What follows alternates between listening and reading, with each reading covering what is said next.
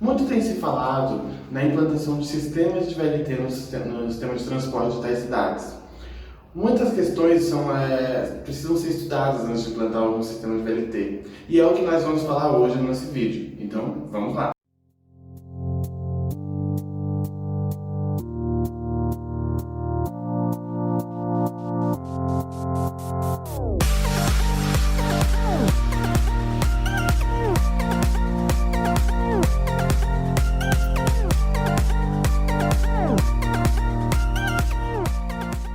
Oi pessoal, tudo bem com vocês? Bem-vindos ao canal Metrópolis de Transportes. Eu sou Victor Santos e hoje vamos para mais um vídeo aqui no canal.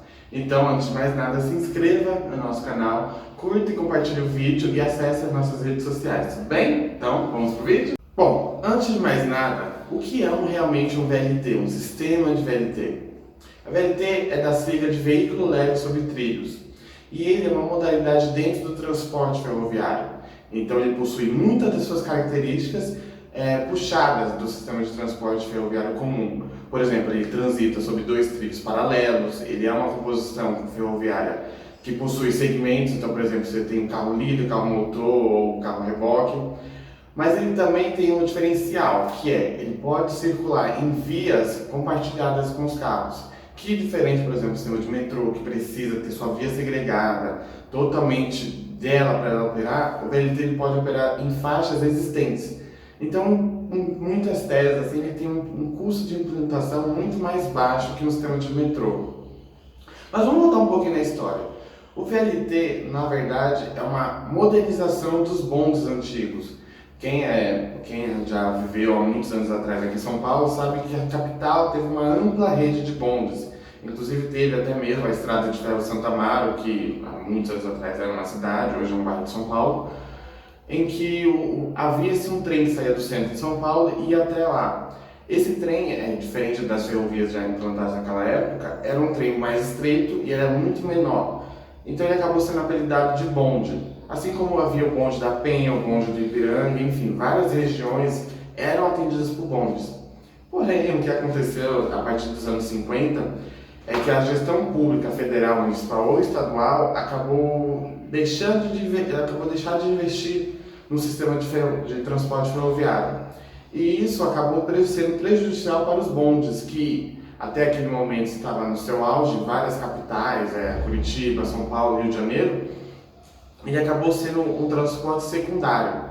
E, dependendo da gestão, acabou acusando o bonde, erroneamente, de ser um problema para o trânsito de São Paulo. Por exemplo, aqui em São Paulo, a partir dos anos 50, com a industrialização e a modernização do comércio em São Paulo, acabou aumentando o número de carros nas ruas.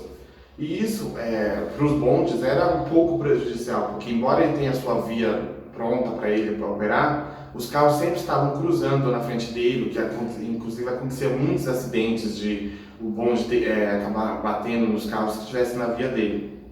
Então, até 1968, os bondes eram um transporte muito essencial aqui em São Paulo. Desde essa data, então, com a desativação dos bondes, a substituição natural foi para os ônibus, que hoje a gente já percebe que não é mais aquela realmente importância para a cidade. Porque o ônibus, ou ele está andando sobrecarregado em percursos muito mais longos que o bonde fazia. Mas deixando um pouco esse contexto histórico para trás, da onde surgiu o VLT? Originalmente, da onde veio esse termo de VLT? Lá nos Estados Unidos também estava passando por esse mesmo processo, aliás, até hoje os Estados Unidos é um dos países mais rodoviaristas que se tem no mundo, embora tenha uma ampla rede de trens, de metrô nas cidades, ainda a maior parte do transporte é sobre pneus. Mas a partir dos anos 70, algumas cidades como Los Angeles ou São Francisco começaram a modernizar o seu transporte. E como elas já haviam percebido que o transporte rodoviário não era mais não havia tanta capacidade, então elas acabaram pegando as suas linhas de bondes ainda existentes e modernizando. A partir daí, os bondes que eram aquele tipo mais estreito, eles eram do tipo camarão, que as pessoas sentavam e não havia separação entre a via e elas, os trens começaram a ter características mais próximas de uma rede de metrô. Então, por exemplo, aqueles bondes mais antigos deixaram de existir e começaram a existir os bondes modernos, que acabaram sendo apelidados como Light Rail Train, que é a sigla LRT, que é um VLT para nós aqui. Bom, já falamos agora do contexto histórico e vamos entender mais as vantagens e desvantagens do VLT. Bom, a principal, eu acho que a mais fundamental vantagem de se ter um sistema de VLT na cidade é a sua capacidade. Como eu já falei várias vezes no vídeo, o VLT tem muitas características aperfeiçoadas ou trazidas do sistema de transporte ferroviário comum. Então, por exemplo, uma composição de em torno de 60 metros do VLT é capaz de transportar até 400 passageiros.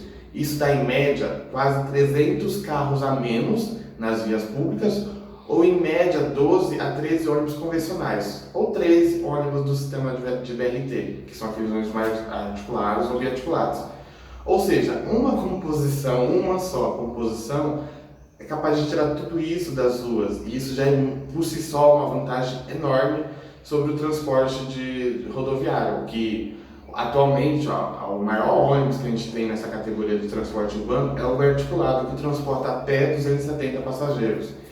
É muito? É, mas se comparado que para você transportar a mesma quantidade de passageiros no VLT, você precisa ter mais um ônibus biarticulado, realmente precisa avaliar muito bem essa questão.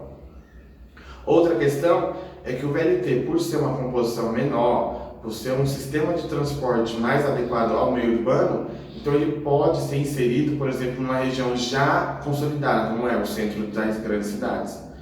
Então, ao invés de você ter que desapropriar, você ter que fazer uma via própria para ele, embora seja muito importante para aumentar a velocidade, você pode, por exemplo, colocar ele em uma via que já está ali implantada, porém está sobrecarregada. E justamente por essas dimensões menores que ele tem, por exemplo, uma faixa de domínio de um VLT ocupa exatamente, dependendo do projeto, cerca de 12 metros de uma via pública. Isso é relativamente pouco, se comparado com que você precisaria desapropriar residências, comércio dessa região para poder implantar essa mesma via. Boa parte dos sistemas de transportes no Brasil e no mundo utiliza a tração elétrica para esses veículos. Por exemplo, o VLT de Santos ele utiliza a tração elétrica através de catenárias, que é por onde passa a rede elétrica para alimentar os trens. Isso já por si só é muito importante para a questão do meio ambiente, já que grande parte dos sistemas de transporte rodoviários não utilizam a matriz energética renovável.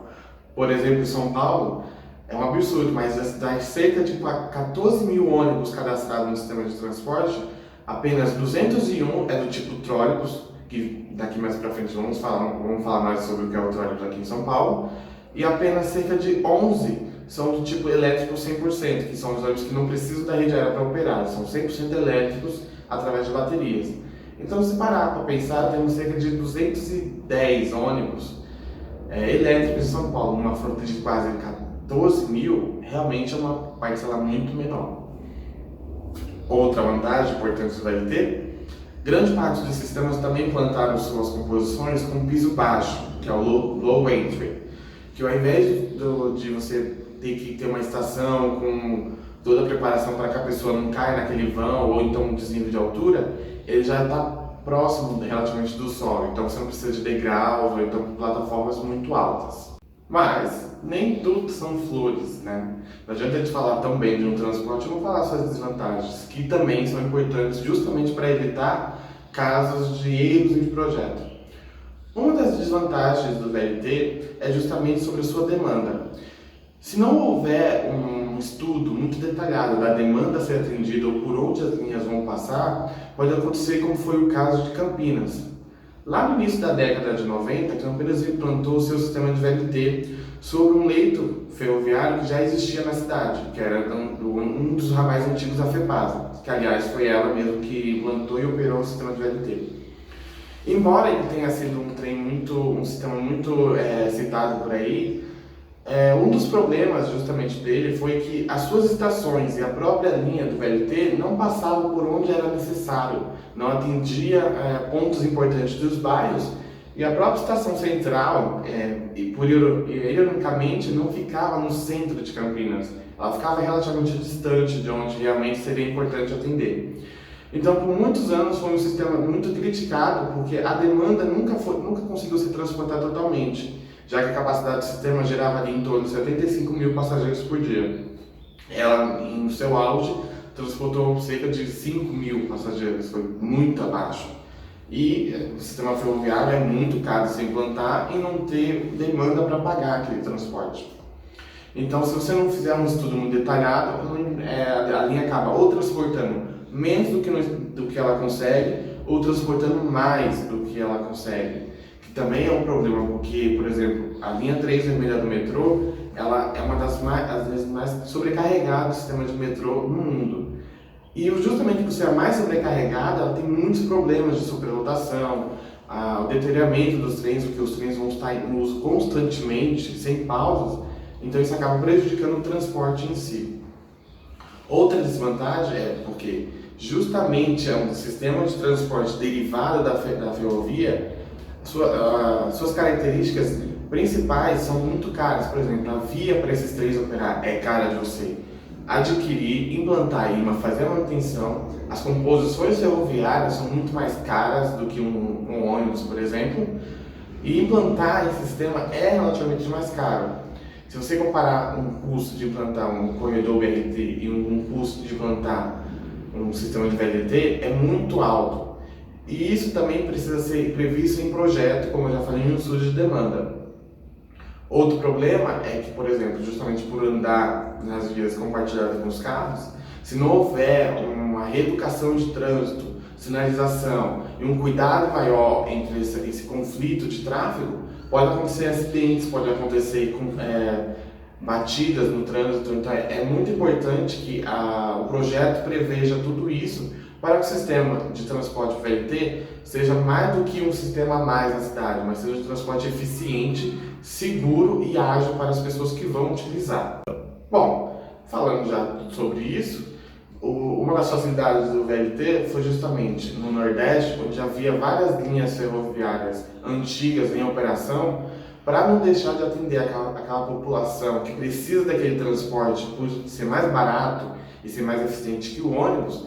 Então, por exemplo, a CBTU, que é a Companhia Brasileira de Trens Urbanos, ela adaptou boa parte das suas linhas que antes operavam com trens convencionais a diesel, agora operam com o sistema de VLT, que, embora seja diesel também, aliás, as composições fabricadas para o sistema de Natal, João Pessoa, Fortaleza, Recife e Sobral, é fabricada em solo nacional, pela Bom Sinal, que produziu seus trens com as mesmas características de um trem normal. Então, diferente de um VLT convencional com piso baixo, eles possuem o piso alto nivelado da plataforma das estações. Mas tem esse problema justamente do meio ambiente? Sim, mas é um transporte necessário para muita gente lá. Então você não pode simplesmente, o trem está velho, vamos tirá-lo e deixar sem. Então, para não chegar a esse ponto, foi necessário transformar as linhas de trem em linhas de VLT. Isso foi até mais fácil para questão de custo. Você não precisou trocar a via, você não precisou trocar as estações ou comprar trens mais modernos e mais caros. E justamente batendo numa população mais pobre, então isso pesou muito na hora de se avaliar como seriam essas linhas. Aqui no Sudeste, há 2 sistemas de VLT em operação. O primeiro, inaugurado em janeiro de 2016, foi o VLT de Santos. E já fizemos um vídeo já sobre ele, está aqui na descrição se você quiser ver, foi um dos nossos primeiros vídeos, inclusive. Ele atende justamente a região metropolitana da Baixada Santista, que é o litoral de São Paulo. Ele parte da cidade de São Vicente e vai até próximo da região do Porto de Santos. Ele, embora ainda não atenda uma demanda muito grande, ele é um transporte essencial para boa parte da população, que, através da integração com os ônibus municipais de Santos e os intermunicipais administrados pela MTU, lá na Baixada, trouxe mais demanda para a linha, que atualmente é composta por uma linha de cerca de 11,5 km, que já recentemente foi aprovada a construção da segunda linha, que essa vai ter uma característica diferente da principal. Ela vai andar em vias comuns e vai atender o centro histórico de Santos, que é uma região muito importante da cidade. Outro sistema inaugurado em junho de 2016 foi o VLT Carioca, lá no Rio de Janeiro. Ele fez parte de um amplo processo de modernização e revitalização do antigo porto da cidade. O projeto Porto Maravilha, ele não englobava somente o transporte, mas, por exemplo, trazer a residência até a região, trazer moradores que hoje vivem em regiões ocupadas irregularmente, trazer para morar mais próximo do centro. Também trazer, por exemplo, museus, como tem o Aquarrio, tem o Museu do Samba, que também é nas proximidades. Então o projeto em si não é somente transporte. É um projeto muito interessante, embora não tenha sido levado adiante devido aos problemas do estado do Rio de Janeiro. Atualmente o VLT ele atende a região através de 3 linhas, em uma delas inclusive chegando ao aeroporto Santos Dumont, que é um dos principais aeroportos do Brasil, e chegando também na Estação Central do Brasil, que é por onde passam os trens da Supervia, que são os trens urbanos do Rio de Janeiro. Embora seja um transporte muito mais fácil de implantar e muito mais fácil de operar, muitas cidades apenas tiveram estudos ou planos de implantar esse tipo de sistema, justamente por causa do custo. Muitas vezes o sistema ele é adequado, por exemplo, a uma cidade do tamanho de Sorocaba, do tamanho de Campinas, do tamanho de São José dos Campos, mas a cidade acabou optando por um outro sistema de transporte, que é o BRT, que, embora tenha suas vantagens sobre o VLT, justamente pela flexibilidade de poder andar, trocar de vias, eles têm um problema muito sério. O VLT, se a demanda consequentemente aumentar ao longo do tempo, pode-se ampliar o tamanho das composições, se acoplar as composições para tornar o transporte com maior capacidade. Já o BRT, se o ônibus tem 270 passageiros, que é o biarticulado, somente essa quantidade de passageiros pode ser transportada. Você não vai acoplar um ônibus ao outro e não tem como se aumentar a capacidade do sistema. Essa é a principal vantagem entre um e o outro.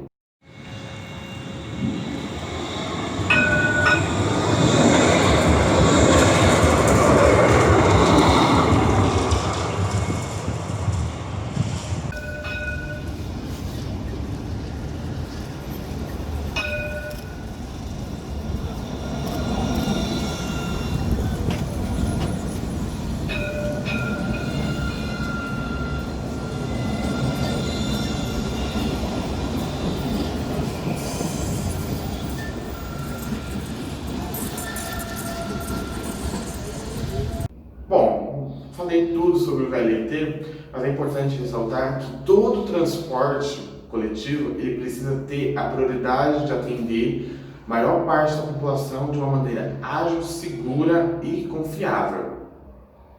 Embora seja um sistema muito importante, muito eficiente, há casos onde, por exemplo, o VLT do Cuiabá, foi uma promessa para atender a demanda da Copa do Mundo que houve aqui no Brasil em 2014, se arrastou durante anos e atualmente está praticamente abandonado. Há composições, inclusive, que foram fabricadas, no caso, foram os modelos da Alstom, que possui fábrica aqui no Brasil. Os modelos nunca chegaram a operar, boa parte das obras está completamente abandonada e não se sabe o que vai fazer, porque se a estrutura já está implantada, o ideal seria continuar as obras para tornar o transporte acessível, mas isso infelizmente não aconteceu até hoje. E é importante ressaltar que é dinheiro público gasto nessas obras. Então, senhor governador, senhor prefeito, pense mais na população do que necessariamente no custo. Porque se era caro implantar o VLT, por que optou pelo VLT? Já que havia outras opções mais baratas ou mais eficientes. Então, pessoal, é realmente isso. O VLT ele é um transporte muito eficiente, ele é ágil, ele tem muitas vantagens. Inclusive, eu já fiz uma matéria no blog, vou deixar a descrição aqui no link também, justamente falando mais sobre isso, sobre a capacidade, a versatilidade e todos os benefícios do sistema de VLT. Então é isso, eu agradeço pela visita aqui no canal. Novamente, se inscrevam no canal, dá esse apoio para nós. Curte se você adorou esse vídeo, se você não gostou também, comenta para a gente poder melhorar também. Entre nas nossas redes sociais, no Facebook, no Instagram, e acesse também as mais matérias que temos lá no blog, tá bom? Então, gente, é isso e até o próximo vídeo.